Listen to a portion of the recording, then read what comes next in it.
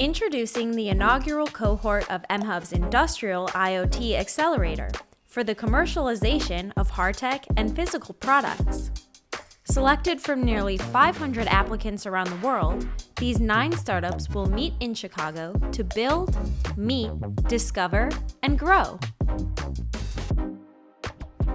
And robotics, building a robot operation and dispatching system for warehouses and factory floors. Ascend, enhancing PPE with sensors and communication capabilities that improve safety and productivity in hazardous environments. ComPocket, miniaturizing electronic measurement instruments in pocket format that connect to smartphones. IoT, providing IoT end-to-end systems with post-quantum resistant security and a full interoperability communications platform.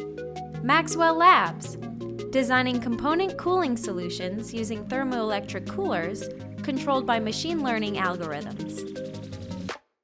Propulsioneers, developing technology building blocks for autonomy, maximum output, and minimal footprint.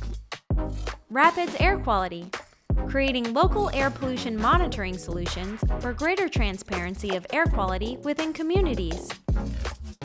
Stromavision, building computer vision models to understand human physiology in industrial settings and stop preventable accidents.